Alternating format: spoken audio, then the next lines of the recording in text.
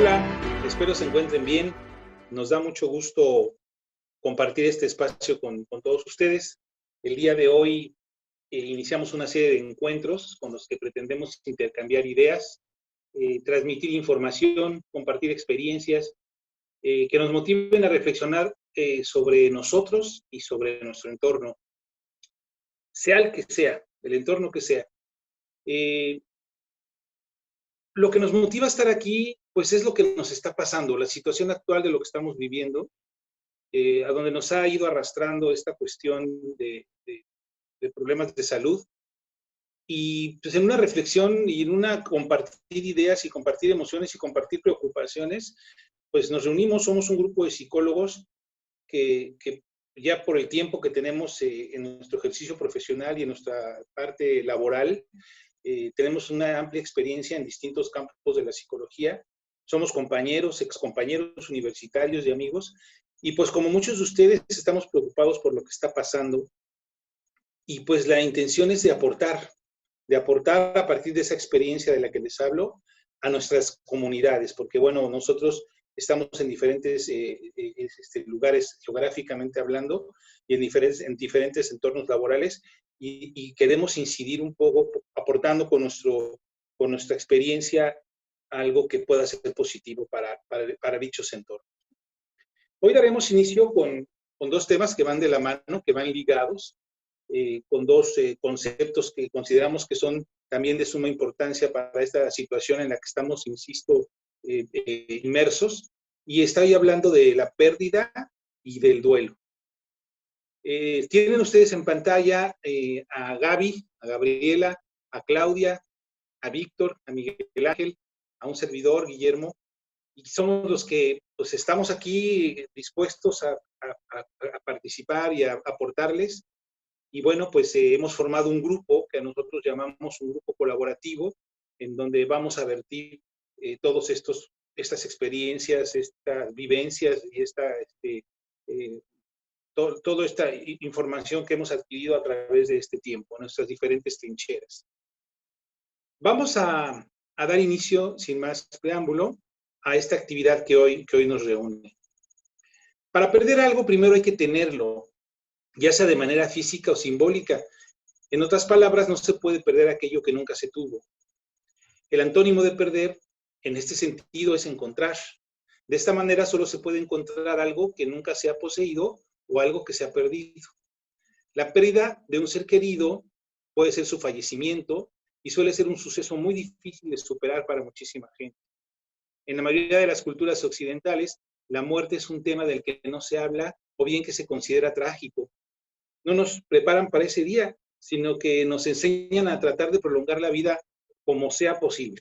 Tocando pérdidas, concepto, pérdidas significativas, incluso impacto en adultos mayores, para este tema invito y le voy a ceder la palabra a la maestra Gabriela Mota, quien nos hablará sobre este tema de pérdida y quien en un momento nos pondrá en pantalla su trayectoria para que la conozcamos un poco, bueno, sobre todo ustedes, nosotros nos conocemos, para conocerla un poco mejor. Ella es psicóloga clínica e industrial, maestra en administración con especialidad en recursos humanos, con diversos diplomados. Esto es una síntesis de toda su trayectoria.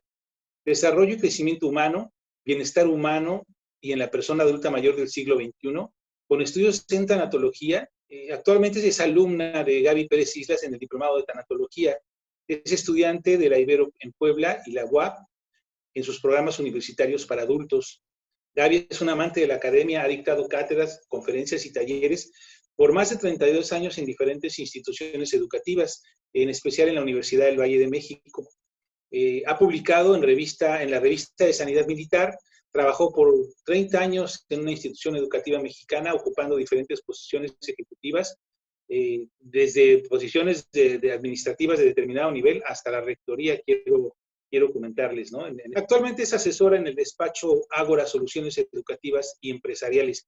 Y bueno, Gaby, muy interesada en este tema. Gaby, te cedo la palabra. Pérdida, adelante, estamos contigo.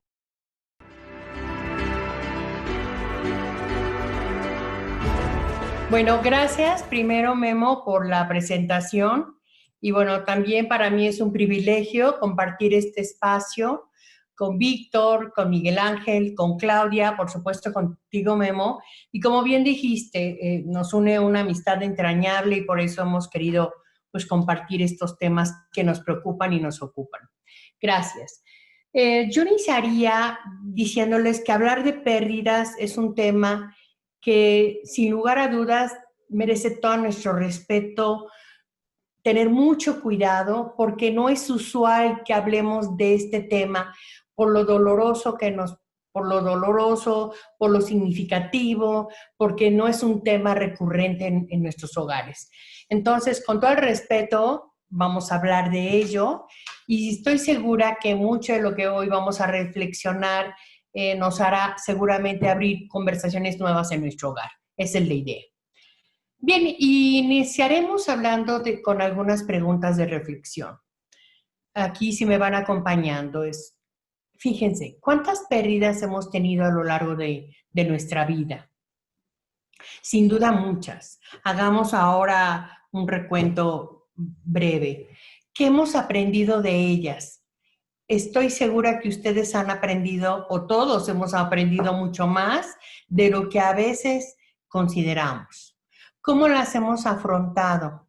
Unas con el acompañamiento más amoroso de la gente que queremos y otras con mucho mayor dificultad y con mucho más sobresaltos.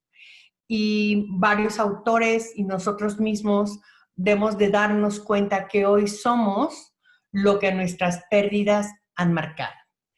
Y hagamos aquí un recuento, les decía, a lo largo de nuestro tiempo. El tiempo por naturaleza nos marca estas pérdidas. Y recuerden, desde pequeñitos, nosotros dejamos de ser para hacer algo en esta transformación desde bebés.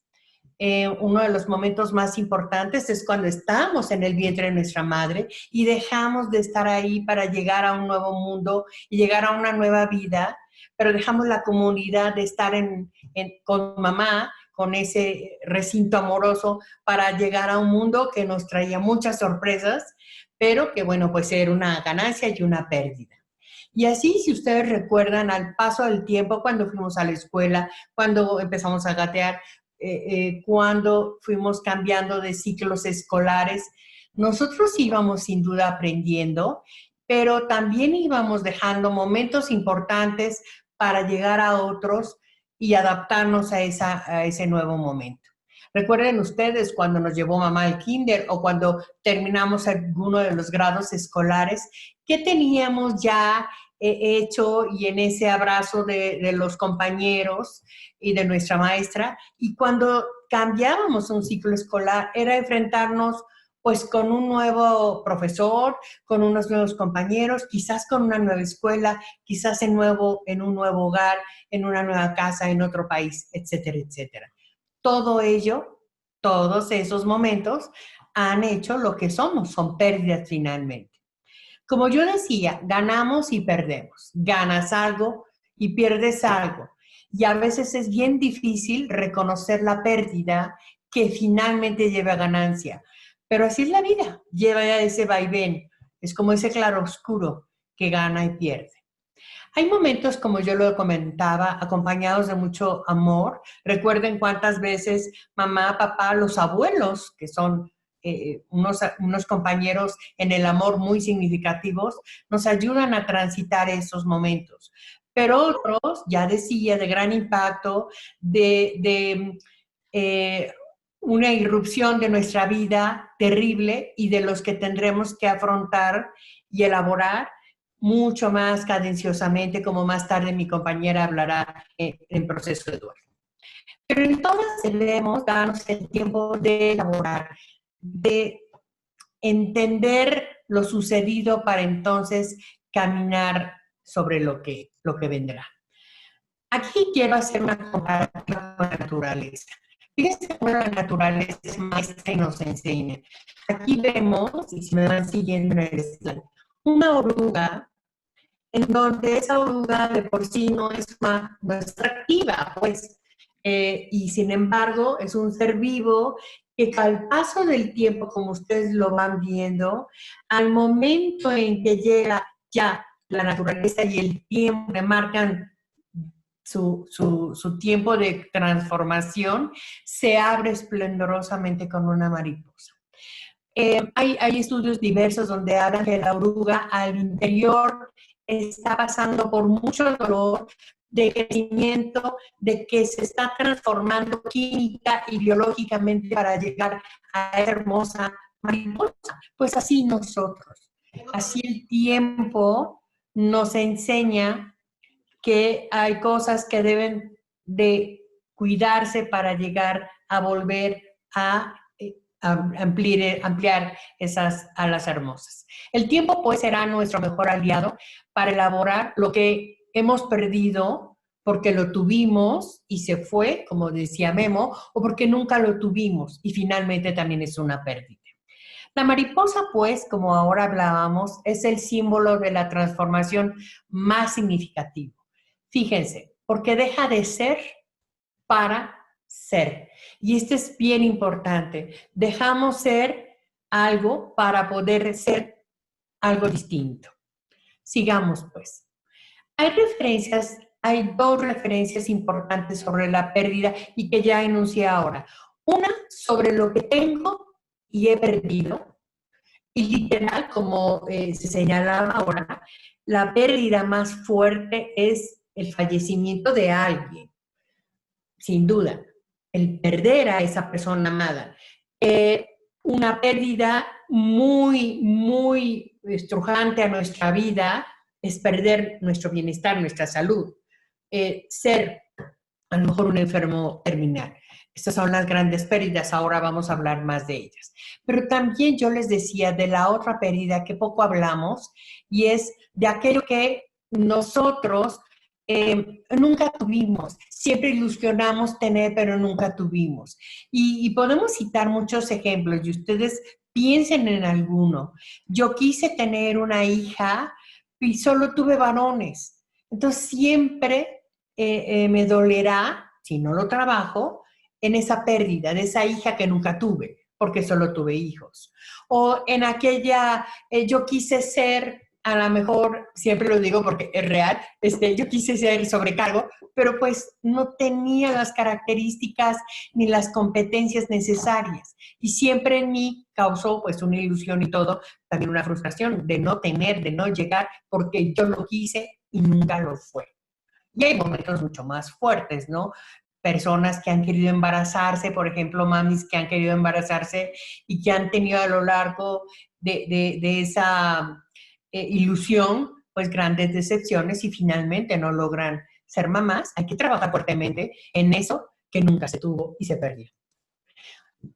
Hay un ejercicio que a mí me gusta hacer, que les pediré a mis compañeros que lo hagan para vernos en ejercicio colectivo, si gustan, es si nosotros abrimos los brazos de esta manera y nosotros tenemos hacia lo largo con los compañeros, el vecino, aquel compañero que estuvo conmigo en la escuela y etcétera. Pero entre más cerca está a mi corazón, más significativo, más duele y entonces mucho más habremos de trabajar para que eso tenga un mejor significado después de esta pérdida. Entonces, eso tiene que ver, por eso duele, porque está más cerca del corazón. Me obliga que hablemos de algunas definiciones para que tengamos como la justa dimensión de pérdida. Lourdes Gallegos Aguirre es quien da esta definición. Dice, miren, toda pérdida es esa ausencia. Es desde lo cotidiano y natural, y aquí para nuestros jóvenes hoy, perder su iPhone, perder su coche, perder algo importante, sus tenis que valoran tanto, es muy significativo. Eso es lo cotidiano.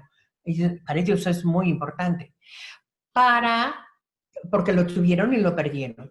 Pero son desde esas pérdidas hasta aquellas que sacuden nuestro mundo, nuestro corazón, como el ejercicio que acabamos de hacer. Bien, otra autora importante es Margarita Bravo Mariño, que por cierto acaba de escribir algo muy interesante sobre el COVID-19, y fíjense cómo ella nos sitúa en que en la definición de pérdida es esto que yo les comentaba de pérdida y ganancia, de este claroscuro, donde hay un amanecer y un anochecer, donde hay una despedida, pero esa despedida o ese adiós nos lleva a un nuevo encuentro y es como esa partida, pero también es una llegada.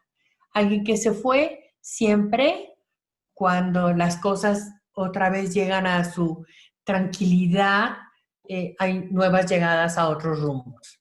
Dos autores importantes que ustedes seguramente y mis colegas y yo hemos escuchado es Jorge Bucay y Gaby Pérez Islas.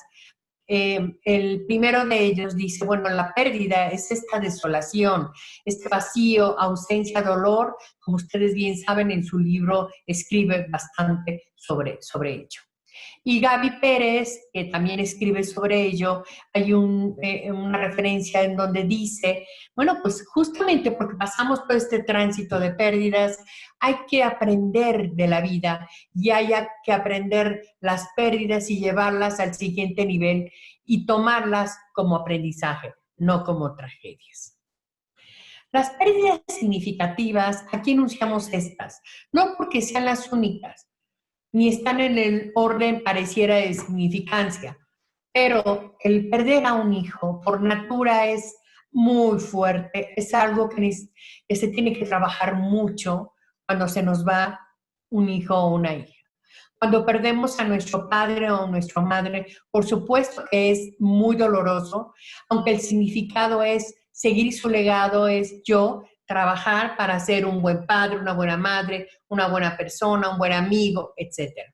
Un esposo o una pareja, el viudo o la viuda pasa momentos muy importantes porque ha perdido a su compañera o a su compañero de vida y muy cercanamente también a los amigos. Los amigos son en el tren de la vida los mejores compañeros y perder a alguno es una pérdida evidentemente dolorosa. Y hoy por hoy, más que nunca, las mascotas, cualquiera que ésta sea, se han convertido para muchas familias esos compañeros de tiempo, de la vida, y bueno, duelen como nadie. Entonces, estas son de las pérdidas donde tenemos que trabajar mucho más para irles encontrando un sentido de aceptación. Otras pérdidas significativas que se acompañan como de pequeñas muertes justamente son de la libertad, del cuerpo, de imagen propia, de salud. Ustedes lo ven ahí. Pero fíjense que estas ocurren normalmente a lo largo de un tránsito de vida. Pero hoy el COVID nos ha venido a impactar fuertemente. En la primera, de libertad. O antes podríamos salir o no de casa, pero si teníamos un tema de salud que teníamos que quedarnos en la casa o estábamos en el hospital, ya no digan quienes están en prisión, pero el resto podíamos transitar. Hoy, evidentemente, esto es donde más nos ha afectado nuestra libertad. Uno de mis compañeros más adelante hará referencia sobre el ámbito educativo, es un tema crucial. Del cuerpo. Fíjense cómo aquí el estar también guardados ha hecho que nuestro cuerpo también ya tenga dificultades de funcionalidad, porque no es el mismo espacio, porque no me traslado de lugares distintos o voy a hacer los ejercicios, no tengo el desplazamiento como normal y entonces hoy eso está pegando en mi bienestar corporal y también en el siguiente punto, en nuestra imagen propia. Hoy tenemos cambios. Hay personas que en el COVID han bajado mucho de peso o han subido mucho de peso, evidentemente su imagen ha cambiado. O la mayoría decide, gracias Memo, o de pronto decide que debe ser, que ha descuidado a lo mejor su apariencia física. Entonces hay que tener atención. Puntualizo que estas pérdidas que se dan en un tiempo más significativo de nuestra vida, hoy, en estos 5 meses que llevamos, se han presentado de manera muy acortada todas esas. Entonces, obviamente esto ha sido de gran impacto y por eso estamos viviendo muchos duelos y continuos.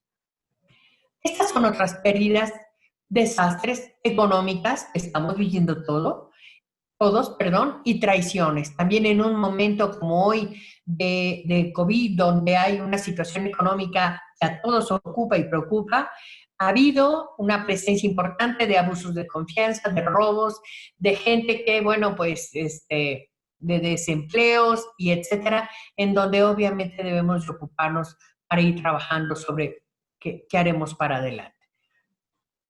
Y especial atención a todas aquellas personas que por efectos del COVID, pues lamentablemente hemos perdido. No me detengo en este tema porque más tarde mi compañera lo abordará.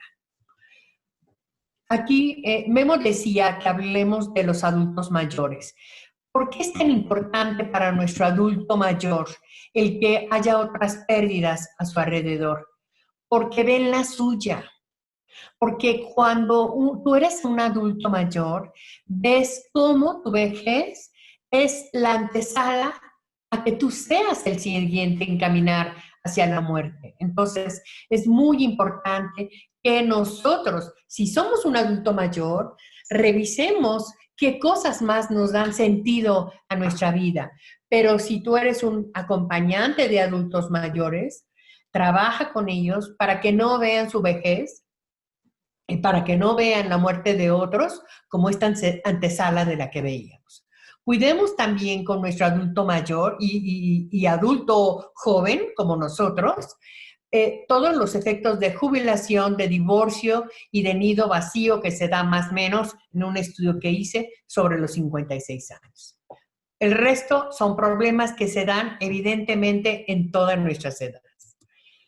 Para ir cerrando el tema, entonces, las pérdidas complejas de resolver hoy es todas las que están ocurriendo, sí, a lo largo de la vida, sí, más en este proceso de COVID. Todas están exacerbadas por los mismos sentimientos de encierro y en los que estamos viviendo. Y otro tema importantísimo, ya lo veíamos antes, es el trabajar con los enfermos terminales a cualquier edad, no precisamente a la edad de mayores. A cualquier edad, y hoy por efecto de COVID, nos hemos despedido de mucha gente de cualquier edad. Es momento de atender eso, es momento de trabajar ello para que más tarde nosotros volvamos a usar, acuérdense la mariposa, nuestras propias alas. Para cerrar y dar paso a mi compañera, solamente quisiera recuperar un tema muy, muy importante que señala Gaby Pérez Islas. Bajo cualquier circunstancia que estemos pasando, hay que decirle sí a la vida. Vamos para adelante. Es momento de aprender a despedirnos con lo doloroso que es, a cerrar a todas esas pérdidas y con mucho inmenso amor, pero sobre todo, bueno, pues recuerden que tenemos esas alas enormes con las que podamos y con las que espero que sigamos volando muy, muy arriba y que no dejemos de latir nuestro corazón y aletear nuestras hermosas alas. Muchísimas gracias. Yo con esto cierro y paso la voz a mi siguiente compañero. Buenas noches y gracias a todos por su atención. Gracias, Gaby. Muchas gracias por tu participación. Muy importante el tema. Lo sabemos, ustedes seguramente lo saben, pero hay que seguir hablando de él. O sea, no es suficiente lo que hayamos hablado, lo que estemos reflexionando, lo que compartamos con otros. Hay que seguir hablando porque es algo que tenemos que reforzar. Todo ser viviente muere un poco todos los días, es decir, debe mutar, padecer pequeña muerte celular que renueva la vida. Todos perdemos cada día un poco de nosotros mismos de manera incesante e inadvertida, ¿no? Es una ley de vida, vamos cambiando, nos vamos transformando. El duelo es un tiempo, el tiempo que hace falta para aceptar vivir con la ausencia definitiva de aquel a quien amamos y que acabamos de perder. Aceptar vivir con la ausencia significa, de hecho, aprender a amar de otro modo a aquel que ya nunca más volverá a estar. Aprender a quererlo de otra manera que cuando estaba vivo. Y esto es aplicable, como ya Gaby lo ha mencionado, no solo la pérdida de un ser amado, sino la pérdida de alguna otra cuestión simbólica o importante para nosotros o material que tenga alguna cuestión de trascendencia. Vamos a dar paso entonces al siguiente tema con la licenciada Claudia Elizalde, que va a abordar el tema de duelo. Claudia es egresada de la Universidad del Valle de México, de la carrera de Psicología, donde ha tenido una carga académica y formativa en la parte clínica y organizacional. Es instructora acreditada por el Centro de Formación Profesional de Instructores en Tecámac, Estado de México, desde el 2013. Desde el 86 ha laborado en el área de psicología organizacional o industrial en el Departamento de Recursos Humanos en empresas como Canon Heat, como Pepsi Cola, en la UVM, revisiones oportunas de seguridad privada, por mencionar solo algunas. En el área clínica incursionó en el Umbral 2000, Educación Especial y Biopsicoterapia a niños y adolescentes. En el 2019 participó con la entrevista Prevención de Suicidio en Adolescentes en Radio Lex para YouTube. Desde el 2016 a la fecha ha tomado diferentes cursos, se ha actualizado diplomados como Decisiones Conscientes, Actualización en Adicciones, Deshaciendo Apego que Esclavizan, Cuestiones del Apego, diplomado en psicopatologías, diplomado en psicopatología del suicidio, esto en el Centro de Capacitación Profesional de Intervención Psicológica, CECAPIP, en Lomas Verdes. En COTAN Empresarial México, Simposio Internacional de Tanatología y Logoterapia sobre duelo, pérdidas y apegos.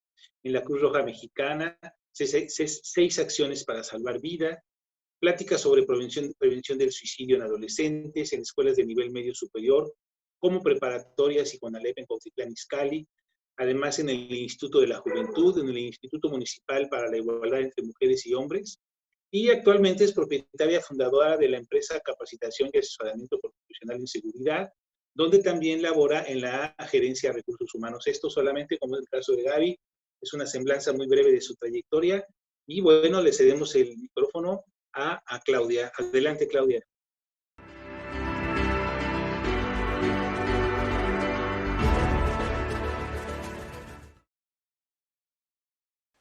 Gracias, Memo, por el espacio que me está cediendo ahorita. Bien, el tema que voy a presentar yo con ustedes es el de duelo en tiempo de crisis, apoyo y acompañamiento al doliente. Antes que nada, yo quiero abrir esta sesión, esta plática, con una frase que dice: acuérdate que cuando perdonas, sanas, y cuando dejas ir, creces. ¿Qué es el duelo? Ok, para que nosotros podamos entender qué es el duelo, hice un pequeño resumen de lo que habla Elizabeth Kubler-Ross, Connie O'Connor e inclusive también Olga Loaiza. Entonces decimos, el duelo es un proceso psicológico doloroso, ¿sí?, que nos incapacita para seguir teniendo una vida plena, una vida feliz. ¿Esto por qué sucede? Bueno, porque hubo una pérdida anterior de algún ser querido o de algo con el cual estábamos vinculados y finalmente nos incapacita para esto. Bien, también el duelo nos puede afectar en algunas formas de nuestra vida cotidiana, como sería en el área cognitivo-conductual o en las áreas efectivas. Sabemos también que no todas las personas van a entrar en este proceso de duelo en las siguientes etapas que vamos a hablar a continuación. Todas tienen un proceso y un tiempo especial y no siempre van a pasar por las mismas, en ese mismo orden, dijéramos. Entonces vamos a hablar ahorita de lo que son las etapas del duelo. Bien, las etapas del duelo son 5, lo que es la negación, la ira o la rabia, la negociación, la depresión y la aceptación. Pero para que podamos entender un poquito mejor de lo que estamos hablando, yo lo voy a ejemplificar. La señora, por ejemplo, Berta, mi vecina, acaba de enviudar hace 3 meses y medio y constantemente estoy escuchando que hay mucho grito, que hay mucho desorden, que constantemente Berta se enoja con las hijas y una de ellas, la mayor de 14 años, llamada Mari, dice: mamá, es que desde que murió mi papá, tú te encuentras así como muy enojada y irritable.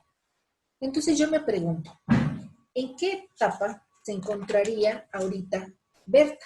Bueno, pues Berta se encontraría en la etapa de la ira o la rabia. Esto quiere decir que Berta trae contenido de ese enojo tan fuerte, ¿sí? O ese sentimiento de culpa de no poder haber hecho algo más por su marido antes de que se lo llevaran al hospital o en el mismo hospital. Berta tiene un hijo mayor que ya no vive con ella, él tiene más de 2 años de haber salido de su casa y ahora que está regresando nuevamente con Berta, se oye que le dice, mamá, aún no puedo creer que mi papá ya se haya ido. Y cuando volteo yo al cuarto, siento que lo voy a ver salir de ahí. Bien, Mauro, el nombre de este chico, está en la etapa de la negación. ¿Sí? Esta etapa, obviamente todos vamos a caer como primera instancia en ella. ¿Por qué razón? Bueno, pues porque todos en el momento en el que nos dan esa noticia de que nuestro ser querido acaba de fallecer, entramos en una crisis, entramos en un shock.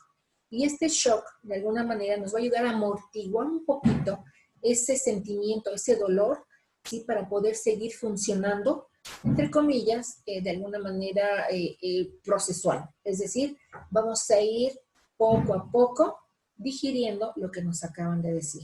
Bien, Berta tiene una hija de 10 años, se llama Betty, y Betty, en el momento que supo que tenía que llevarse a su papá al hospital, pues la niña lo único que hizo fue correr a su cuarto, encerrarse, a llorar, se le ve melancólica, casi no duerme, casi no quiere platicar con nadie, tan así que ni con sus amiguitas quiere tener contacto. ¿Qué quiere decir eso? Que Betty ahorita se encuentra en la etapa, ¿sí?, de la depresión. Cuando estamos en la etapa de la depresión, hay que tener mucho cuidado porque si no logramos sacar adelante en esta etapa y se enconcha o se acumula más en esta etapa el tiempo, sí vamos a tener entonces un duelo complicado, que esto lo vamos a ver más adelante. Bien. ¿Qué pasa con María? María tiene 14 años y María se tuvo que quedar con Betty en su casa en el momento en el que papá tuvieron que trasladarlo al hospital. Y entonces María, pues también se queda un poquito sorprendida de todo lo que está pasando. Y ella lo que hace es correr e ir ante una imagen, ¿sí? Y pedir un trato diciendo, si regresas a mi papá conmigo, yo te prometo que voy a sacar mejores calificaciones, que lo voy a cuidar lo mejor posible cuando él esté en casa. María entonces se encuentra en la etapa de la negociación. Cabe aclarar que entonces no todos vamos a entrar por este mismo orden, que sería la negación, la ira, la negociación, la depresión y la aceptación. Puede ser, como en este caso, que Berta entró directamente a lo que es la ira o la rabia, Mauro entró directamente a lo que es la negación y todavía no sale de ahí. Sí, Betty entra a la depresión y María está en la negociación. Bien. ¿Cómo y cuánto dura un duelo? Bueno, un duelo sano, nos dicen, dura alrededor de 2 a 3 años. Es porque en la última etapa de lo que es la aceptación, pues necesitamos de que haya apoyo de la sociedad, de la familia, ¿sí? Para que nos ayuden a salir adelante y nos den motivadores o incentivos para que podamos reanimarnos, para que podamos reinventarnos y seguir adelante. Hemos visto que ahorita hay 3 clases de duelos en lo que es el COVID-19. Son el primero, el duelo tradicional adaptado. Es decir, es un duelo precedido de una enfermedad, en este caso COVID-19, en la cual prepara a la familia en forma parcial hacia la pérdida inevitable. Pero no existe un acompañamiento luctuoso tradicional. ¿Y por qué se dice adaptado? Bueno, se dice adaptado porque no existe el acompañamiento desde que llega nuestro paciente al hospital, desde que está en su estancia hasta su agonía final. Cuando nos damos cuenta, nos van y nos dicen, familiares del señor fulano de tal, pues les comento que acaba de fallecer. entramos en crisis, obviamente, y se dice no adaptado también porque ni en el funeral ni en el entierro va a haber un acúmulo de gente, porque ya las nuevas realidades, el de Susana distancia no nos lo van a permitir. También se ha visto ahorita, por ejemplo, que hay el duelo y este acompañamiento funeral a través de Internet.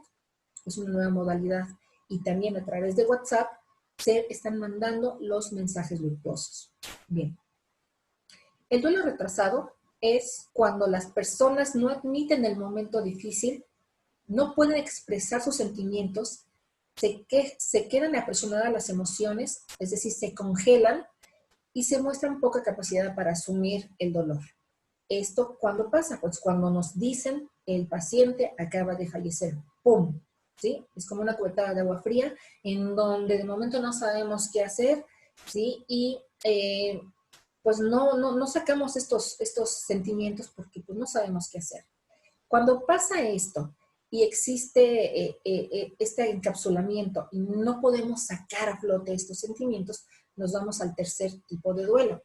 El tercer tipo de duelo es el duelo patológico complicado. Aquí hay una ausencia o prolongación en el tiempo. Es decir, cada vez que a Berta le preguntan, ¿y cómo te sientes? ¿Cómo estás? Pues esta Berta vuelve a caer en llanto, ¿sí? Como si acabara de pasar, como si le acabaran de decir que acaba de fallecer su ser querido. Es muy intenso, ¿sí? Existen depresiones, melancolía, un gran apego al objeto, se manifiesta una culpa, una inutilidad y un deterioro funcional. De hecho, pueden suceder algunas alucinaciones, como en este caso. Vamos a ver aquí el ejemplo del plato. Berta, cuando van a comer, a cenar, ella sigue poniendo el plato del lugar de su marido. ¿Por qué? Pues porque ella siente que de algún a otro momento va a llegar y sentarse a comer con ellos. Y cuidado y le quiten este plato porque entonces se enoja. Bien. La otra cuestión es cuando Berta, ¿sí? Se encierra en su cuarto y empieza a hablar. Y empieza a hablar con su pareja como si todavía la tuviera ahí, a un lado. Le pide opiniones, platica con él y demás. Entonces, sus hijos se han dado cuenta que ya este duelo empieza a tener problemas. ¿O cómo podemos ayudar a las personas en su proceso de duelo por COVID-19 o por cualquier otro duelo? Bueno, primero, lo que tenemos que dar es seguridad y respeto al doliente. La seguridad es decirle, estoy contigo, no estás sola, estamos acompañándote en tu dolor. Esto pues nos va a llevar obviamente a lo que es validar su dolor. Al validar su dolor le estamos dando esa importancia, ese peso al dolor que está sintiendo la persona y la familia en general. Pero también podemos tener una vertiente en la cual le podemos decir, Berta, recuerda que tú también eres una persona valiosa para nosotros, ¿sí? Y necesitamos que estés aquí ahora con nosotros, porque de aquí en adelante no vas a estar sola y te vamos a apoyar. Esto quiere decir que vamos entonces a dar iniciativa, a acompañar a quien está sufriendo. Yo, por ejemplo, puedo decirle, Berta, las veces que tú desees que hablemos, estoy para ti. Si gustas, puedo acompañarte en tu casa o ahorita por la sana distancia, pues una simple llamada telefónica y entonces el siguiente paso sería escuchar y no juzgar lo que nos está diciendo en ese momento Berta. El escuchar es estar atentos, no interrumpir, ¿sí? No juzgar lo que nos esté diciendo en ese momento porque pues no sabemos exactamente cuáles son los sentimientos de esta Berta y a lo mejor en el funeral inclusive hay personas que puedan por ahí oírse que digan, pues qué bueno que se murió fulanito porque trataba muy mal a Berta. No, tache, no podemos decir eso, ¿sí? Al último, pues obviamente debemos de dar amor y afecto a Berta, porque es lo que va a requerir, y no nada más ella, toda su familia. Bien. ¿Por qué y cuándo se debe de ir a terapia? Ok, se debe de ir a terapia para poder expresar las emociones de angustia, de dolor, de sufrimiento, sin ser juzgado. Acuérdense que la palabra de ser sin ser juzgado es muy, muy importante. Bien, ahora, Berta ahorita se encuentra con estas viñetitas aquí. En el último recuadro inferior dice, es como si estuviera en un hoyo. Efectivamente, Berta se encuentra como si estuviera en un hoyo porque pues obviamente se siente vacía. Ya no está la persona, su pareja junto a ella, y pues se siente inclusive presionada constantemente por su familia. ¿Por qué razón? Pues porque la ven que ya no sale tan fácilmente de su recámara, y ya no va de compras, que siempre se le ve melancólica. Entonces, ¿qué es lo que hace la familia? Trata de jalarla, trata de sacarla, trata de darle esos reforzamientos, esos incentivos para que salga. Entonces Berta dice, es que no entienden que mi vida ha dado muchas vueltas, y sí, efectivamente, su vida da una vuelta de 360 grados, en donde se entiende, porque bueno, finalmente Berta ya se encuentra aparentemente sola, ¿sí? Porque si antes los invitaban a una reunión, iba con su pareja, ahora tiene que ir sola. Si antes iban a pasear o al campo o a hacer ejercicio, ahora lo tiene que hacer ella sola. Entonces, ¿qué es lo que pasa con Berta? Bueno, pues entonces Berta se encuentra ahorita en siento que no encajo, efectivamente. Berta, ya su forma de vivir ha cambiado, 360 grados. Por lo tanto, Berta ahorita entonces se encuentra encerrada en sí misma y es necesario apoyarla con personas ya profesionales. Al principio puede ser que sea un sacerdote, pero el sacerdote, como todos, tenemos limitaciones. En el hospital puede ser una tanatóloga e inclusive en forma externa puede también apoyar a la familia. Pero finalmente, las personas más adecuadas y los profesionales son el psicólogo, el psiquiatra y el neurólogo. Con esto, yo quiero cerrar también mi presentación, sino antes hacer un comentario breve de... me pongo a reflexionar ahorita qué es lo que está pasando con los oficinistas o con los escolares. Bien, nosotros los oficinistas hemos perdido también el contacto cara a cara, persona a persona con nuestros compañeros. Si antes nos íbamos a almorzar o a comer con ellos, ahora ya no es posible. Y los escolares, pues están perdiendo también ese contacto, ¿sí? Esa sociabilización que les ayuda a ir creciendo. Pero este tema en especial de lo que es la educación, te lo voy a dejar al especialista, en este caso, mi compañero Miguel Ángel Castillo. Yo me despido con estas dos frases de el padre de lo que es la tanatología y la logoterapia, Víctor Frank, y nos dice, el dolor es real, el sufrimiento opcional. El sentido de la vida es el reto motivacional a encontrarse a sí mismo. Muchas gracias y nos vemos en la próxima. Muchas gracias, Claudia. La misión de las escuelas es preparar al individuo para que luche, para que sea autónomo, libre de encauzar su vida en busca de su bienestar. Esta institución debe ilustrar caminos e impulsar a los niños, a las niñas, a los jóvenes a tomar riesgos y decisiones que les ayudarán en la formación de su propio ser intelectual y social.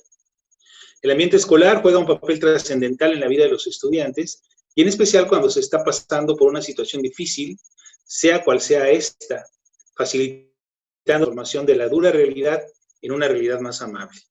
La escuela no debe ser una institución alejada del medio social en el que se desenvuelve cada individuo, debe ser partícipe de las decisiones, impulsora del desarrollo y debe fortalecer las relaciones humanas de los alumnos y sus familias. Es importante resaltar que la escuela fortalece el desarrollo de sus habilidades y destrezas, según la educación que se les brinde, al igual que las dimensiones creativa, socioafectiva, motriz, comunicativa, etcétera. Pero solo se logrará si se trabaja desde la sensibilidad y la vida personal de los alumnos. Y esto implica involucrarse en situaciones que se enfrentan cada día en la vida social, familiar y el papel importante de la escuela. A continuación, me permito presentarles al maestro Miguel Ángel Castillo Fuentes, quien nos va a hablar sobre el duelo desde el escenario educativo. Él es maestro en educación básica con especialidad en gestión educativa por la Universidad Pedagógica Nacional, pregrado de licenciatura en psicología clínica y educativa por la Universidad del Valle de México, Cuenta con la certificación como coach educativo y PNL y certificado como evaluador del desempeño docente, IFE-UNAM. Con más de 20 años de experiencia en el ámbito de la educación y el ejercicio docente en educación especial y educación inclusiva, así como en nivel medio superior y educación superior. Actualmente, Miguel Ángel es docente de la Maestría de Intervención y Gestión Educativa en la Universidad Pedagógica Nacional, Unidad 95 de la Ciudad de México, especialista en atención y prevención de farmacodependencia y atención psicológica desde la psicoterapia breve sistémica. Ha publicado diversos artículos de investigación en la Revista Iberoamericana de Educación, en la Red Iberoamericana de Pedagogía, Colombia, en la Red Internacional de Hermenéutica y Educación, en México, el cotidiano de la UAM Iztapalapa y diversos artículos sobre gestión educativa y la transformación escolar.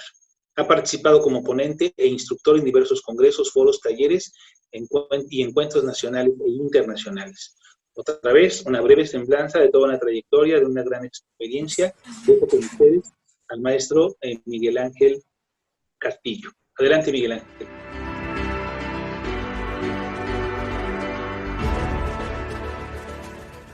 Muchas gracias, Memo, por la presentación y gracias al grupo por participar en este espacio.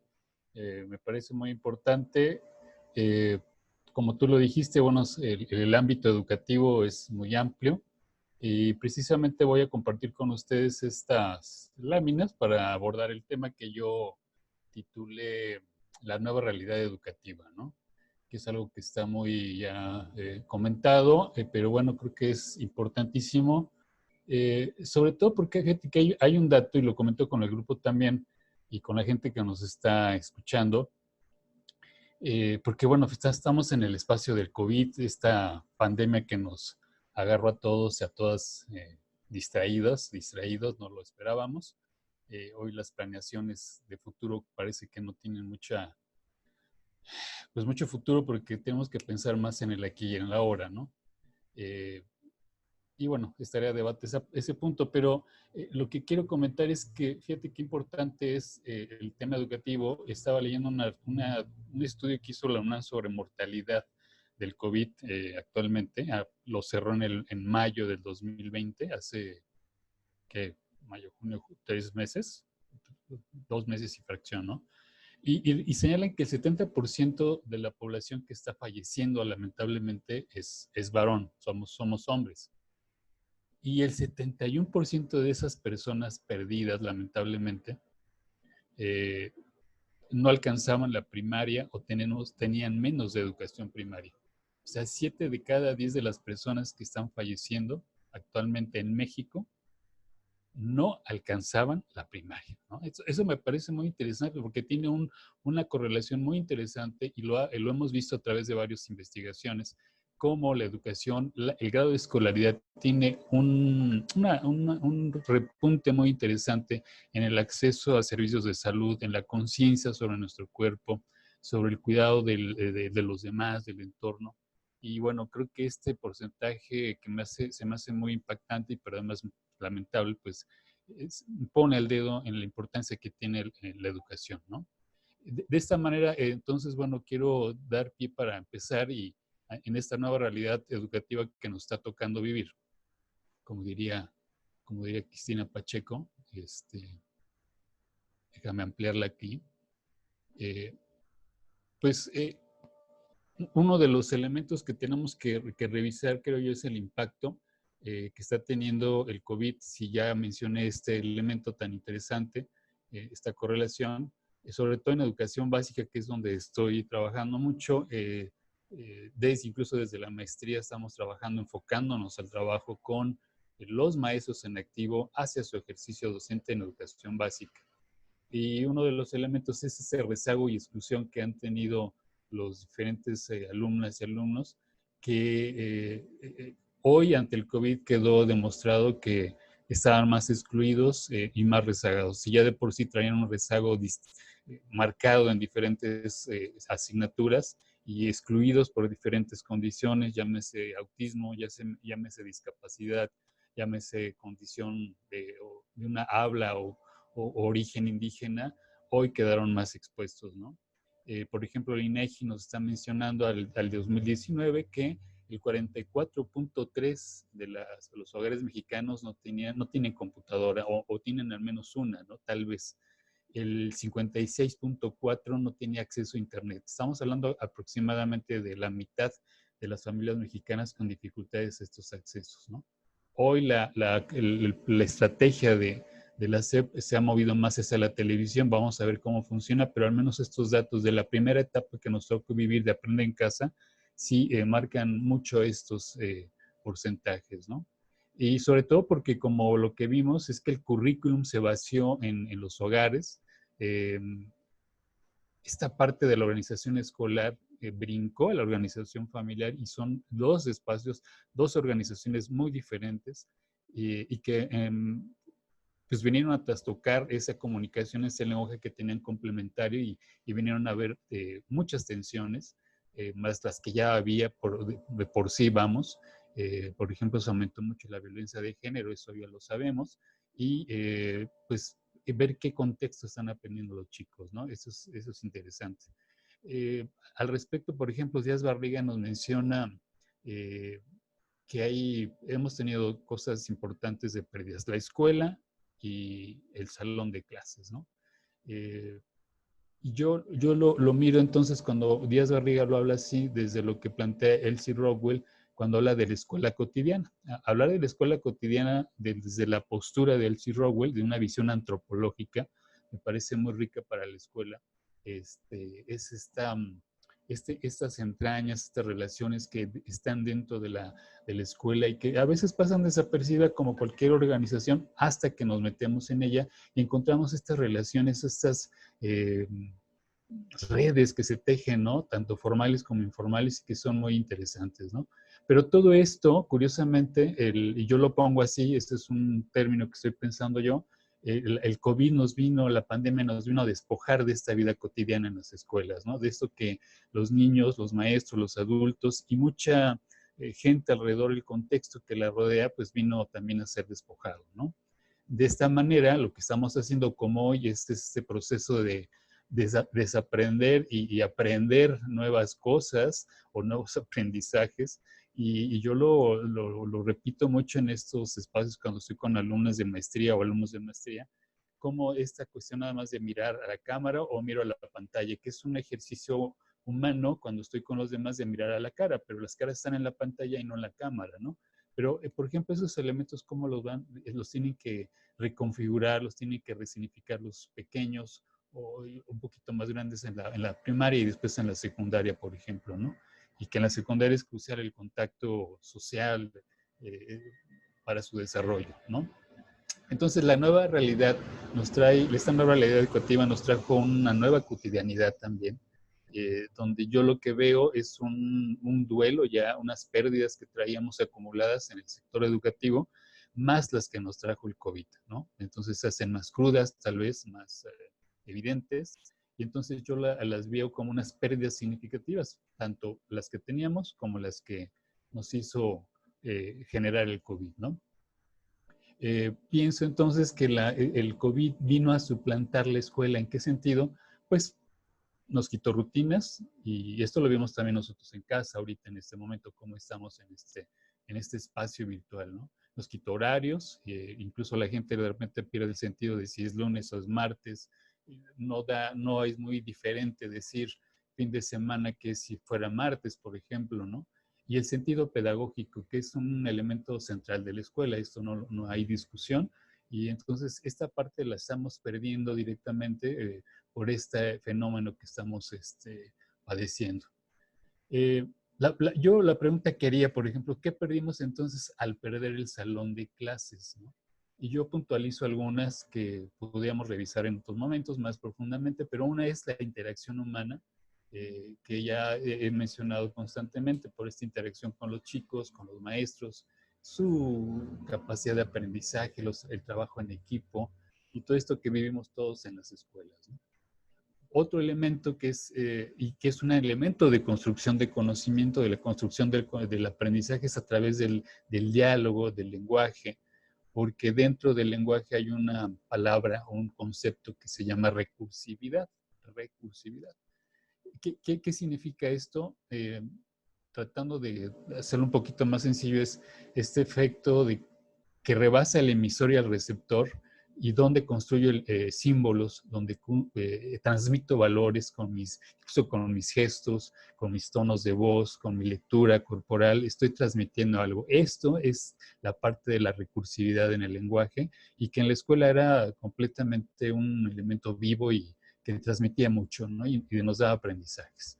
El otro es el juego y el conflicto, que no son elementos antagónicos, al contrario, son parte de la realidad en un contexto educativo y que tanto el juego junto con las emociones son elementos indispensables para el aprendizaje. No hay posibilidad de aprender si no tenemos ese elemento lúdico y tampoco ese elemento emocional. Entonces, si no está en estos elementos, también obviamente los aprendizajes pueden ir un poquito a la baja, ¿no? Ya lo dijo la UNESCO hace 2 semanas, que en el mundo en general vamos a tener fuertes pérdidas de los procesos de aprendizaje, más lo que es ahora el abandono. Antes le llamábamos deserción, ahora es el abandono escolar. El otro punto que yo considero que está en este riesgo es la construcción de conocimiento. Y digo, en este sentido del lenguaje, de lo dialógico, de lo lúdico dentro de la escuela, se está perdiendo y lo estamos revisando actualmente en la Secretaría de Educación Pública, ¿no? Hay gente que opina que aprende en casa tal vez no tenga el efecto de aprendizaje como el que se esperaba. Vamos a ver en esta etapa ahora. Quiero hacer un poquito el paréntesis aquí, compartirlo con ustedes, porque hay 2 autores que a mí me interesan resaltar, que es Boaventura de Sousa Santos, que es portugués, y Enrique Dussel, que es mexicano, México-argentino, vamos a decir, y ellos hablan de la importancia de que en este momento quizá, y antes ya lo habían sentenciado ellos, de la posibilidad de ver otras formas, otros paradigmas de construir conocimiento, no desde la visión del pedestal de alguien que supiera todo y daba todo, como lo decía Freire, una educación bancaria, donde el que sabía todo le daba, depositaba el saber, la sabiduría en los demás, ¿no? Y se reproducía así, como si fueran bancos. Ellos, Boaventura y Dussel, y obviamente Freire, dicen, hay que plantearlo de otra manera. Y creo que es ahorita el momento de pensar en paradigmas de construcción de aprendizaje y de conocimiento de manera colectiva, de manera comunitaria, porque uno de los elementos que está en discusión ahorita sobre la COVID tiene que ver con el proceso de construcción de esto, de las relaciones de manera individual, hegemónicas, que no pueden estar ya funcionando, ¿no? Y creo que la escuela tendría mucho sentido en esa parte de crear esa visión social colectiva. Cierro el paréntesis, pero bueno, pudiéramos irlo ampliando para señalar algo que ya comentaba Gabriela Mota, la compañera, en una primera parte, sobre lo que yo coincido con ella, que una de las cosas que hemos perdido es la libertad, ¿no? Esto que tiene que además que ver con sobre todo con los niños, desde preescolar hasta secundaria, incluso yo diría que en la preparatoria, e incluso fíjate que lo he visto yo también en posgrado y licenciatura, estos elementos del movimiento, de lo lúdico también son importantes. Pensamos que solamente juegan los de preescolar, pero creo que tendríamos que estar jugando y haciendo lúdico este proceso hasta el posgrado también. Y entonces el placer del movimiento y el placer del desplazamiento, sobre todo en los niños, es fundamental porque ese es el elemento de aprendizaje y hemos perdido eso, ¿no? Si estoy hablando de placer, entonces, desde el punto de vista psicológico, la tarea aquí es pensar si es placer, y nos remito a la parte psicológica. Freud nos dice este placer por el movimiento, este placer de vida, pues es la pulsión que nos mueve, que nos hace unas personas con eros y que nos llevan por nuestras metas, ¿no? Perdemos, por lo tanto, esta pulsión de vida, este placer, por la otra fuerte, la gran pulsión, que es la pulsión de muerte, que hoy nos tiene el COVID de frente, este tánatos que llama Freud, la pulsión de muerte, y que hoy en vida estamos viviendo de cerca, ¿no? Ante esta amenaza de poder morir todos o todas o algunos o algunas, ¿no? Y esto es seguramente angustiante, genera depresión y lo estamos viendo en algunos casos de adultos o niños y es parte de la psicodinámica que tendremos que rescatar y que curiosamente nos pudiera empezar a pensar en la resiliencia, en esta capacidad de recobrar estas formas que tuvimos antes, no iguales, pero que sí nos permitan seguir adelante. Y recupero esto de la resiliencia porque aunque parece ser que de repente todo el panorama es un poquito difícil, complicado, la SEP también tiene elementos de resiliencia, tiene en su interior metodologías muy interesantes para la educación, para la enseñanza de lo que he mencionado. Por ejemplo, aprendizaje dialógico tiene filosofía para niños también lo tiene comunidades de aprendizaje y educación basada en proyectos. Estas metodologías pudieran ser como las puntas de lanza para lograr que entre docentes, alumnos, padres de familia y sociedad logramos este elemento de resiliencia. La SEP lo tiene, ¿no? Entonces, creo que en resumen sería esto, recuperando el efecto de la COVID en los sistemas educativos en la escuela mexicana, en lo que es la exclusión y el rezago, que están a flor de piel. Después vienen estos elementos de pérdida de libertad y de los placeres del movimiento y de estar en contacto con el otro. Y el tercer punto, esta posibilidad de resiliencia que como seres humanos afortunadamente podemos tener y en algunos casos podemos reaprender, ¿no? Y la escuela como tal mexicana creo que la tiene. Creo que en estos elementos yo, Memo, y el grupo yo cerraría la participación y pues esperando que podamos en otro momento recuperarlo. Yo les agradezco mucho el momento y pues gracias. Con esto cerraría yo. Muchas gracias a ti, Miguel. Me quedo pensando un poco con lo que nos compartes, que el COVID nos hace vernos, nos orilla a vernos y vernos duele. Reconocernos o tratar de reconocernos duele. Nos refleja cosas que estaban con COVID o sin COVID, como decía yo al principio. Nos enfrentamos a algo, pero venimos arrastrando una historia y a partir de esa historia es como nos encontramos en el aislamiento social o en el encierro, como los quieren ustedes llamar, con nosotros mismos. Igual las instituciones, ¿no? Las personas, los grupos y las instituciones. Entonces, como decías tú, bueno, al final del día se recrudece o nos enfrentamos a algo que ahí estaba. Entonces, yo creo que vale la pena también reflexionar en ese sentido. Freud es uno de los primeros en hablar del duelo. Él escribe sobre duelo y melancolía. Va más allá del duelo como una reacción solo ante la muerte de un ser querido. Y el duelo, dice, es por regla general una reacción frente a la pérdida, no solo de una persona amada, sino también de alguna abstracción que haga, dice él, sus veces, ¿no? Como la patria, la libertad, que ya han hablado Gaby y Miguel, un ideal, etc. Freud habla de pérdidas que si bien no necesariamente son tangibles como los ideales, al perderlos por determinadas situaciones, nos enfrentamos, o el sujeto se enfrenta con una falta, con un duelo, por aquello que en cierto momento tenía sentido, un valor determinado, y que de pronto se cae, ya no existe, ya no lo tenemos. A continuación, hablaremos de estos temas, ¿no? desde la visión psicodinámica, psicoanalítica del duelo, y para eso nos acompaña Víctor Aguilera. Víctor tiene posgrado en desarrollo humano con orientación junguiana y sistémica, carrera en aprendizaje y comunicación grupal con orientación psicoanalítica. Es licenciado en psicología clínica y social por la Universidad del Valle de México, diplomados en el desarrollo humano en el Tecnológico de Monterrey, psicología comercial y financiera en el Colegio de Graduados de Alta Dirección, imagen pública y lenguaje no verbal en la Universidad de Imagen Pública de Víctor Gordoa. Entre sus actividades profesionales representativas ha implementado programas de consultoría y capacitación dirigidos al personal de grandes grupos empresariales, impactando a más de 30,000 participantes. Colaborador en puestos gerenciales y directivos en el sector educativo y en el sector empresarial. Pionero en la apertura del Departamento de Psicología en la fundación del Hospital Inglés, el Hospital ABC, y terapeuta en la misma fundación. Psicoterapeuta en el Centro de Orientación y Promoción Humana AC.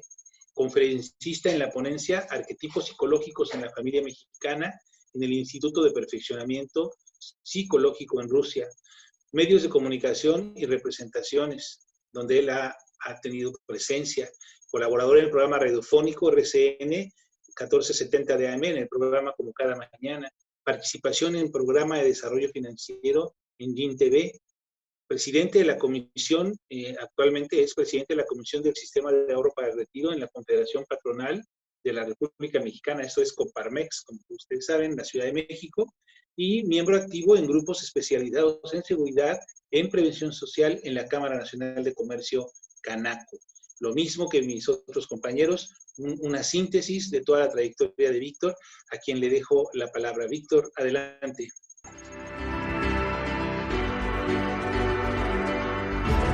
Gracias, Guillermo, muy amable por la presentación. Quiero aprovechar el momento para comentarles a toda la audiencia que pues quien nos está coordinando es también psicólogo, coordinador de la carrera de psicología, amigo y colega en una prestigiada universidad, y bueno, pues nos está moderando aquí.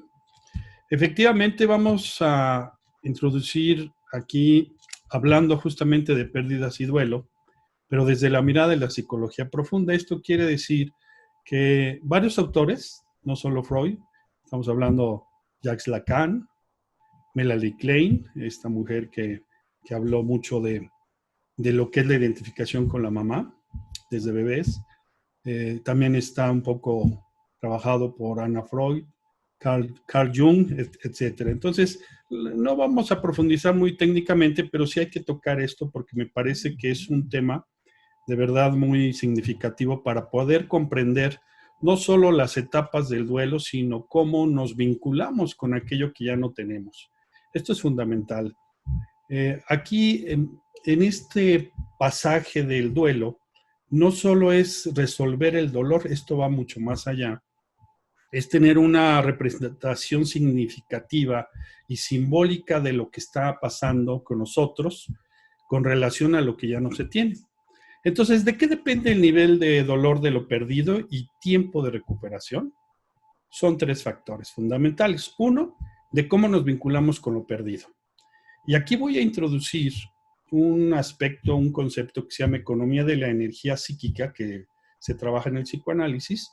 Y esto se refiere a las cargas y descargas, inclusive a las sobrecargas de energía psíquica que le transferimos a nuestros seres queridos o a los objetos que también queremos.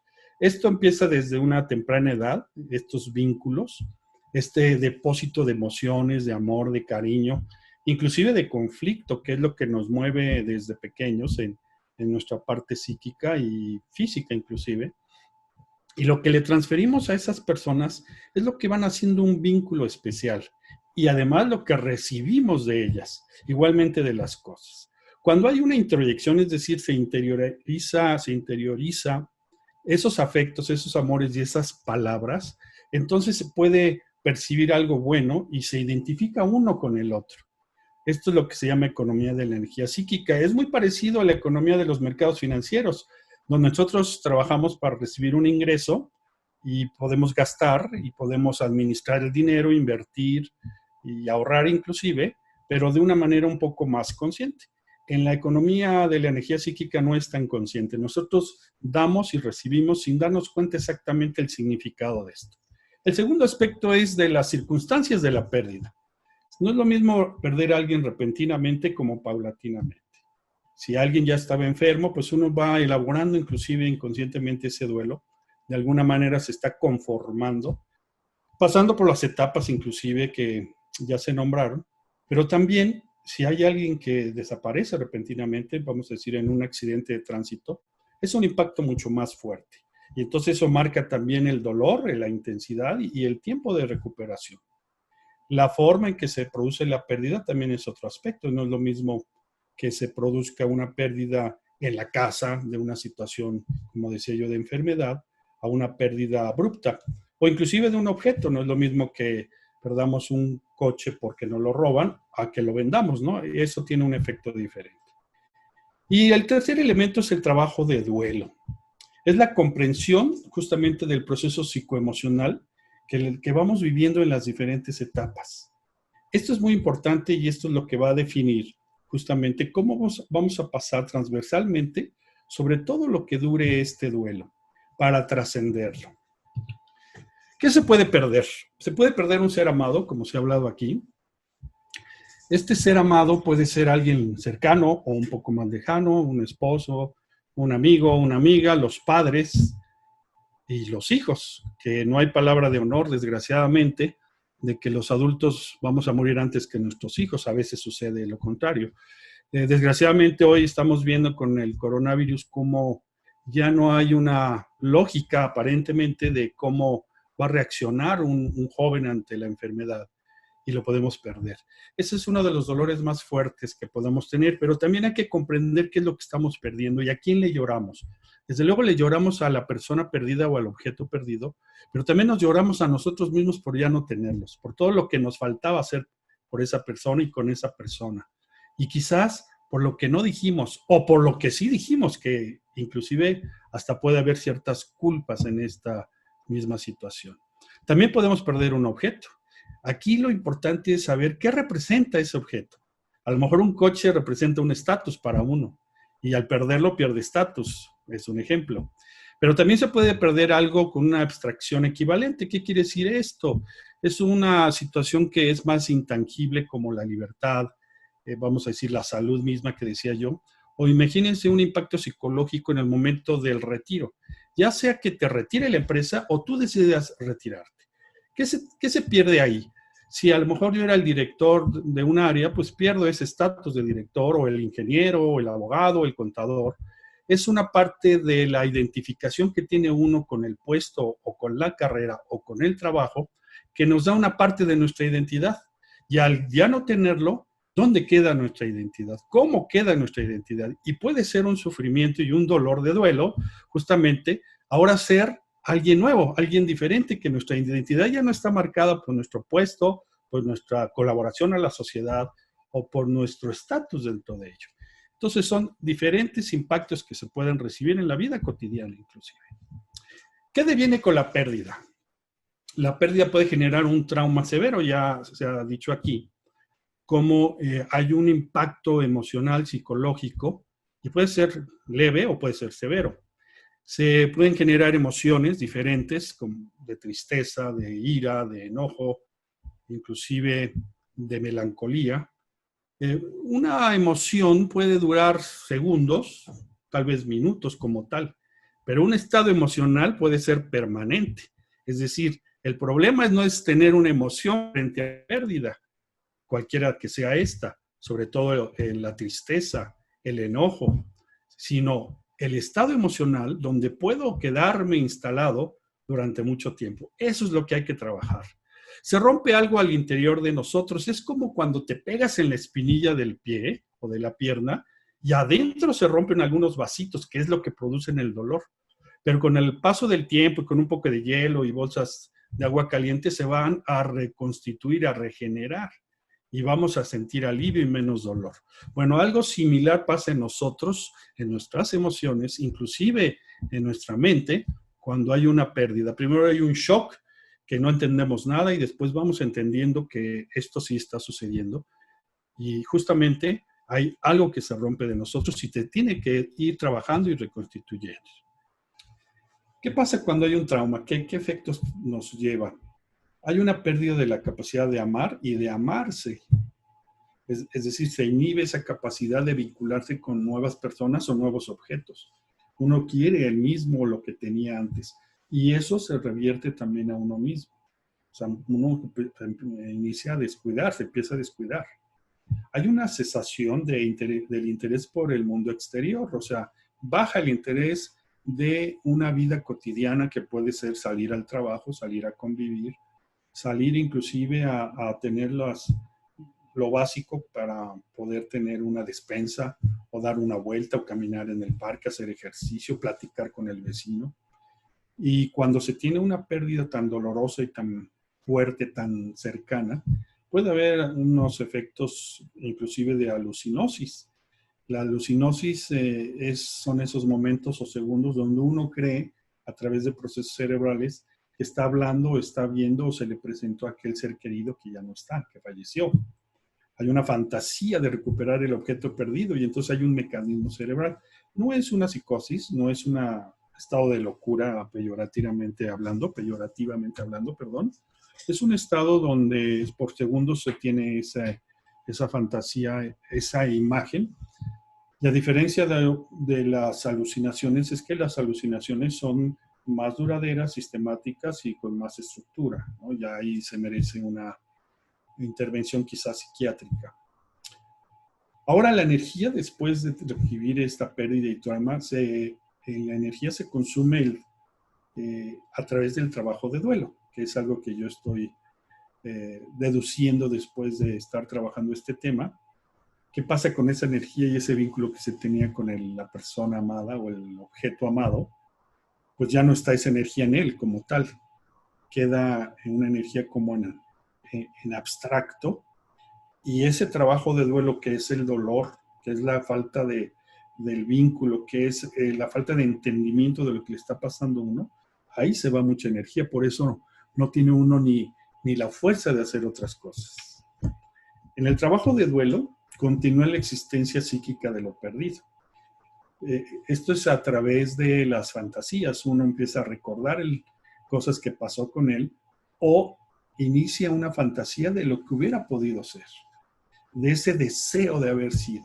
Y esto a veces no se entiende por qué queda tan permanente y recurrente sobre todo, porque pueden pasar meses, inclusive años, y seguir sintiendo esa sensación de existencia. Asimismo, hay un punto de enlace de la energía con todo lo que tenga que ver con el objeto o sujeto perdido. Entonces eso puede generar sueños y soñar a la persona. Y como ustedes saben, como lo hemos vivido, todos los sueños son algunas veces muy incongruentes, pero también hay representación de eso, de ese deseo de que eso siga existiendo. El chiste, por ejemplo, es un lenguaje de eso que no es muy consciente. Ahí también aventamos ciertos deseos. Bueno, no se diga cuando alguien está siendo velado y empiezan los chistes de la gente que va a acompañar al doliente, a la persona que se le ha muerto a alguien, y hasta esa misma persona empieza a decir chistes de esa persona que ya no está. Es un mecanismo como defensivo, pero también es del inconsciente, como que es una forma de aliviar un poquito eso que nos está pasando por dentro. Depende del vínculo e interpretación que se le dé al hecho vivido. La transición puede ser lenta, rápida, muy dolorosa o menos dolorosa. Entonces, si yo le doy una interpretación a eso que he perdido a través de un análisis, de una comprensión de qué deposité y qué ya no tengo, de eso va a depender mucho que yo siga con ese proceso de dolor mucho tiempo o menos tiempo, que yo pueda recordar para no repetir ese sufrimiento inclusive. Gracias a la labor del duelo y al final el ánimo, motivación y reparación interna de la persona afectada se reconstituye para seguir su vida en forma funcional. Esto quiere decir que si yo he pasado las etapas de duelo con una comprensión, con un trabajo de qué representó y qué representa ese vínculo para mí, qué deposité, qué ya no está, eso me va a ayudar justamente a recuperar ese ánimo, esa motivación para salir al mundo externo y entonces tener un contacto con la vida, por decirlo. Es muy importante saber que el duelo no consiste entonces en sustituir el objeto perdido, sino en cambiar su relación con él. Una vez que entendemos cuál era la relación, cuál era el contenido del amor que uno depositó en el otro y lo que el otro me dio por esa vinculación, es cuando uno va entendiendo, comprendiendo y va saliendo de este proceso. Cuando uno le llora a alguien que se perdió, a alguien que falleció, le llora por lo que ya no está presente y por lo que ya no va a poder hacer esa persona con uno o él solo, pero también le llora uno a uno mismo por lo que perdió. Se llora eso de lo que uno quedó privado, independientemente del amor por la otra persona. ¿Qué perdió uno y qué es lo que está uno viviendo en ese momento y en el futuro a través de la fantasía de lo que ya no va a tener? Entonces llora uno también. ¿Qué pasa si no es suficiente el duelo? Si no es suficiente el duelo, se instala la melancolía. Es un estado emocional de profunda tristeza. Es importante Entonces sí, trabajar mucho el duelo para no llegar a este estado emocional. Hay una apatía ante las cosas y ante la vida cotidiana. Hay una incapacidad para crear una nueva forma de amar lo perdido. Seguimos pensando y sintiendo que eso que se perdió es algo que debía haber estado todavía vivo y seguir viviendo y seguir en una etapa que es la negación o el enojo inclusive. Hay una perturbación de los afectos, principalmente al amor propio, pero de una manera mucho más fuerte, mucho más potente que en el proceso del duelo, que ahí es donde puedes ver inclusive hasta un foco de alerta. Hay un miedo muy racional, que parece racional, pero puede ser hasta muy irracional, a la ruina económica y quedarse sin sustento ni patrimonio. Hoy lo estamos viviendo con el problema del coronavirus, donde se han perdido empleos, se ha perdido economía, se ha perdido ingreso, se ha perdido estatus, se ha perdido estabilidad económica, moral, se han ido para arriba los conflictos familiares, en cierto sentido. Ahorita se está conviviendo mucho en casa y como que se diluye esa máscara que nos ponemos cuando tenemos un rol en la sociedad y somos lo que somos ahí, y eso a veces es muy agradable y a veces no es tan agradable. Y eso genera un conflicto que puede ser manejado o poco manejado, inclusive nada manejado. Entonces hay una fantasía de que lo vamos a perder todo y llega un pensamiento catastrófico y eso hace que la persona esté todavía muy triste, inclusive con un gran miedo, y puede llegar a la depresión, donde hay un cambio ya de sustancias químicas y emociones muy perturbadoras.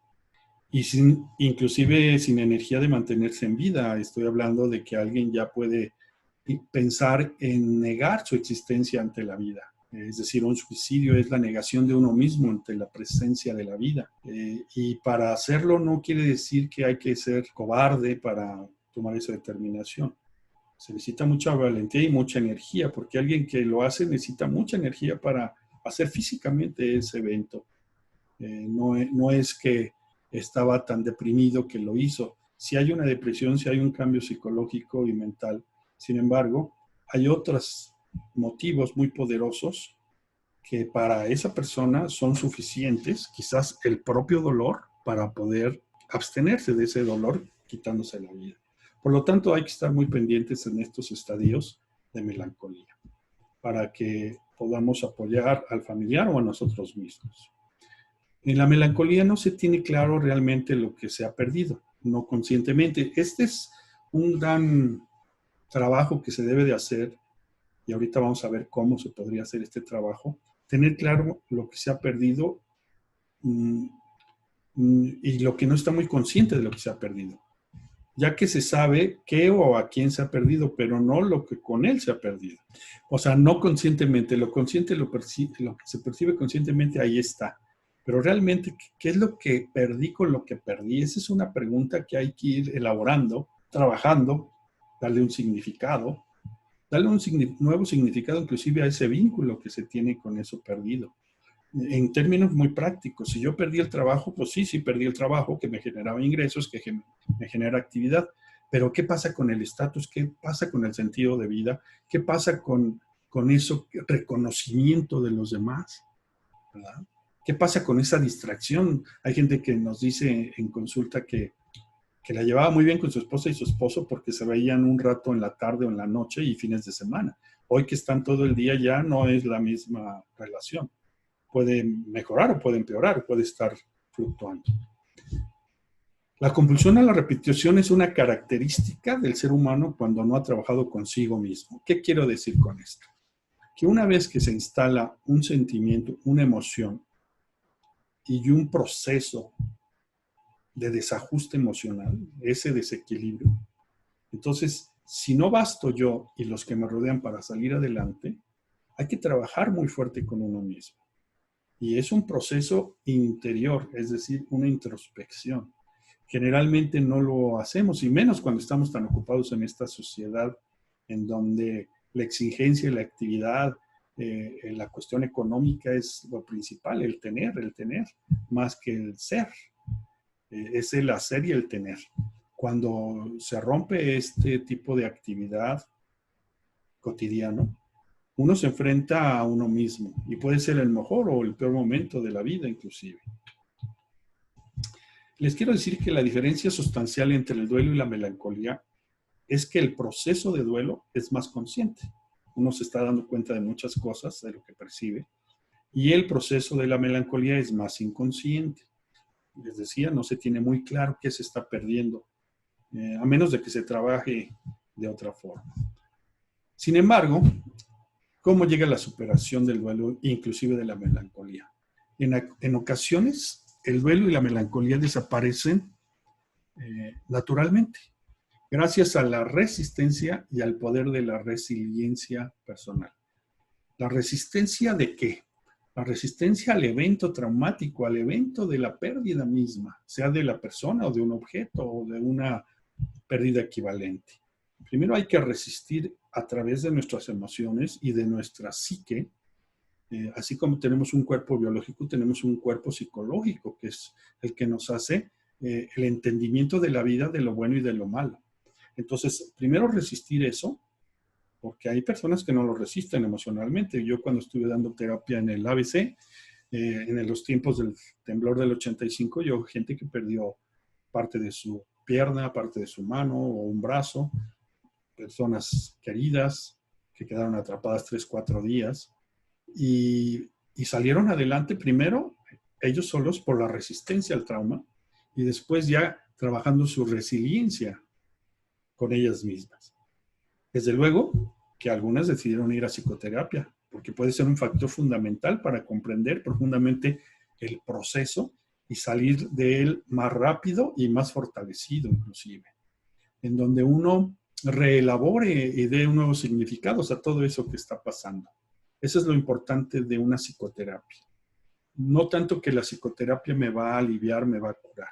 La psicoterapia me va a dar herramientas de mi propia personalidad, de mi propia forma de ver las cosas, para que uno mismo las aprenda con H y sin H, la palabra aprender, y pueda uno accionar en la vida práctica en el momento en que lo necesite.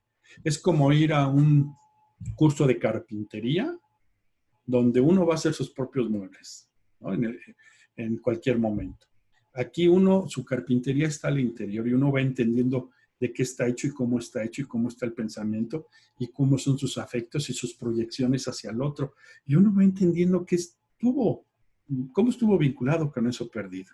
Y eso le va a dar un nuevo sentido a esa relación con el objeto y va a cambiar esa relación en la parte de presencia cuando la hubo y la parte de no presencia cuando la hay. Entonces, estos dos factores, bueno, ya serían entre la resistencia, resiliencia y la psicoterapia, pueden ser fundamentales para un proceso de duelo e inclusive de melancolía mejor llevado e inclusive de tiempo. Aquí es importante que en este proceso se dé un nuevo significado a la experiencia y a la dolencia, o sea, a la experiencia de la pérdida y al dolor. El entendimiento, comprensión e interpretación de lo que pasa al interior de nosotros mismos son los factores que ayudan a superarlos y a reconstruir a la persona afectada. ¿Se acuerdan que decía yo que hay como una ruptura interna? Pues reconstruir es justamente cuando uno tiene traumas, pues también cambia la cuestión de vínculos de energía mental a través de nuestras células y nuestras neuronas. Si de alguna forma puedo decirle, cuando uno está en el estado de duelo o en ese proceso, las neuronas y las células se vuelven de menor calidad y bajan las defensas y empiezan a haber inclusive enfermedades o cuestiones psicosomáticas. Entonces es importante que nos vayamos reconstruyendo y nuestra química cerebral vaya cambiando para bien. Al final, el dolor psicológico y físico van desapareciendo. Eso es lo importante a través de darle un nuevo significado a la experiencia dolorosa. Esta experiencia dolorosa no quiere decir que se olvide el hecho. Lo importante es que se vaya teniendo justamente con el recuerdo una vivencia manejable para nosotros que lo estamos viviendo, inclusive platicable, conversable, dialogada. La palabra, desde que nació la psicoterapia profunda, como el psicoanálisis, es curativa. se pensaba que no, pero se ha comprobado que la palabra construye o destruye inclusive, pero la palabra tiene muchos efectos curativos. Por eso el decir y el entender lo que se dice a través de un espejo que puede ser el padre, la madre, el amigo, el hermano, uno mismo, y no se diga un psicoterapeuta, puede ayudar muchísimo en este proceso. Hasta llegar a la reconstrucción. ¿Qué existe en esta reconstrucción? Pues es la reelaboración simbólica de los hechos, da significado diferente al conflicto que nos ha causado esa pérdida para recordar y no repetir. Yo puedo recordar 10, 15 veces toda mi vida el evento desdichado que he vivido, pero ya no me causa la misma emoción de ira, de tristeza, de depresión. Puede ser por momentos o segundos, pero ya no me quedo instalado en esa emoción de sofá, que se le dice, que yo le llamo, de que se queda uno en el sofá sufriendo y sufriendo. Más bien es un efecto de trampolín. Ok, lo viví, voy tantito para abajo, pero vuelvo a salir. En conclusión, la reparación a través del triunfo de la pulsión de vida sobre la pulsión de muerte. ¿Qué es eso? Este es algo que quise poner porque la pulsión de vida es todo aquello que me da esperanza, me da fe, vinculo mi vida con otras personas, entiendo lo que se ha ido y triunfa sobre la pulsión de la no vida, es decir, de la muerte. Todos tenemos una luz interior y una sombra interior que desde luego sirven para podernos constituir como personas. Si existe la luz, existe la oscuridad. Si existe el sol, existe la luna. Si existe la mañana, existe la noche. Bueno, pues también al dolor viene la alegría, viene el momento de satisfacción, del bienestar y si se puede, de la felicidad. Luego entonces, el trabajo de duelo debería iniciar desde el primer momento en que se tiene el primer encuentro o contacto con el objeto de amor y quizás se evite padecer melancolías y otros estados, inclusive hasta de la depresión. Esto es algo que yo voy concluyendo a través de este trabajo de investigación que he tenido sobre el tema, donde digo, bueno, si entonces, si vamos a suponer que tú empiezas una relación con un hombre o una mujer, y si tú, sin tener una cuestión obsesiva, te vas dando cuenta qué tipo de emoción estás depositando, qué tipo de pensamiento, qué es lo que esperas del otro, uno puede ir como monitoreando esa parte conscientemente de cómo se va creando o construyendo ese vínculo. De tal forma que si dura, uno lo va a tener muy consciente y lo va a enriquecer. Y que si un día ya no está, porque nada es para siempre, ni lo bueno ni lo malo, pues entonces uno va a entender qué es lo que se fue y qué se fue de nosotros mismos con eso que se ha ido. A veces no entendemos por qué alguien se va de nosotros o por qué alguien le fue infiel o por qué alguien decide ya no estar en un vínculo matrimonial o de pareja. Y el sufrimiento puede ser mucho. Y por esa falta de comprensión de todos aquellos atributos que uno puso quizás existentes o no existentes en el otro. Porque uno es como el espejo del otro, ¿sí? Uno tiene de regreso lo que uno es un poquito del otro. Si a mí me gusta una persona que le gusta la música, le gusta el jazz, quizás, y le gusta todo lo artístico, la manifestación cultural, y encuentro una persona así, pues es una forma de regresarme ese gusto por mí mismo. Y quizás pues ahí tenga yo un vínculo inclusive de enamoramiento. Me enamoro de él y me enamoro de mí, me enamoro de ella y me enamoro de mí, porque soy un poquito de lo que es el otro. Bueno, eso es algo un poquito más complejo. Pero bueno, regresando, entonces, todos estos vínculos amorosos, inclusive familiares, con los mismos hijos que hemos depositado en los hijos de nosotros mismos. Hay muchos padres que depositan su realización no realizada y la ven reflejada, proyectada en los hijos. A lo mejor quise ser doctor y nunca lo pude hacer y soy enfermero, pero pues me hubiera gustado ser doctor.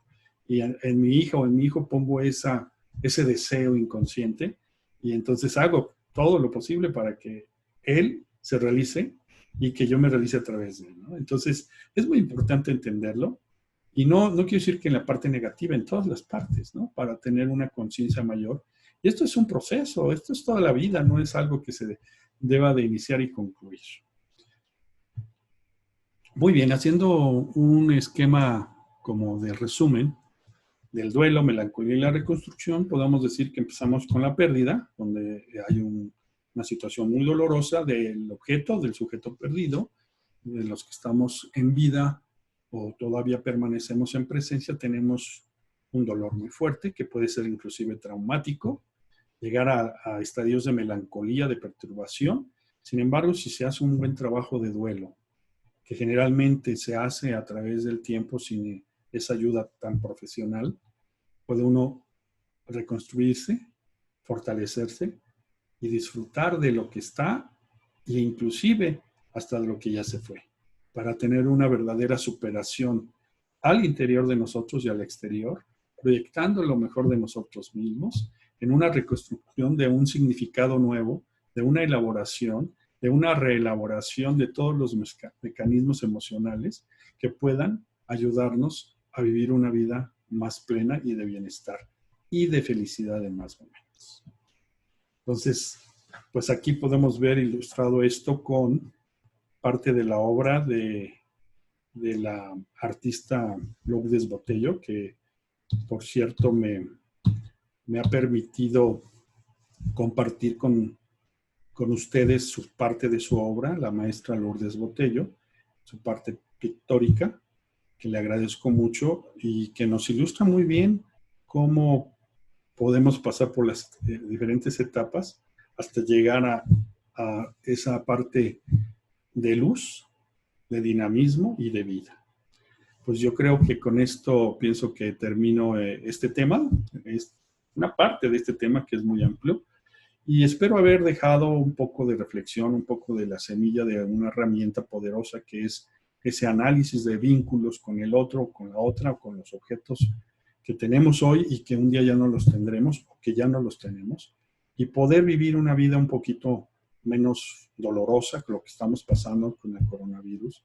Darle un nuevo sentido a lo que nos está pasando, como lo hizo Viktor Frankl, en donde él estuvo en campos de concentración y perdió a toda su familia, y él superó eso a través de darle un nuevo sentido a su existencia y a lo que sí estaba vivo y a lo que ya no estaba, pero que también le dio un sentido. Espero de verdad que esto sea algo bueno para todos ustedes y pues seguiremos en nuevos temas. Gracias por su atención. Yo les deseo que haya una verdadera reconstrucción de cada uno cuando tenga una pérdida. Aquí, bueno, vuelvo a agradecer a la maestra Lourdes Botello por permitirme ilustrar toda esta parte teórica de lo que es el duelo y la pérdida y además la reconstrucción. Yo les agradezco, muchas gracias por su atención, de verdad, y espero que haya sido claro. Es un tema con muchas aristas, pero que quise resumir de alguna manera de forma un tanto sencilla para poderlo transmitir y que pudiera ser efectivo para todos ustedes. Gracias y hasta la vista. Haber efectuado un duelo significa haber aprendido paso a paso, dolorosamente, a amar de otro modo a aquel que se ha perdido. Desde su muerte, lo amo tan intensamente como antes, pero con un nuevo amor, con un amor que no se nutre ya de su presencia corporal. Esto es de Nacio, un autor argentino. Y con esto cerramos este primer encuentro con ustedes. Esperamos, como ya lo mencionaron mis compañeros, que encuentren en él, que hayan encontrado en él y que después, si lo vuelven a ver, sigan encontrando algunas cosas que sean útiles para la reflexión y para el encuentro y el acomodo de diferentes emociones y situaciones que estemos viviendo. Les agradecemos mucho su presencia y nos vemos en la próxima. Hasta luego.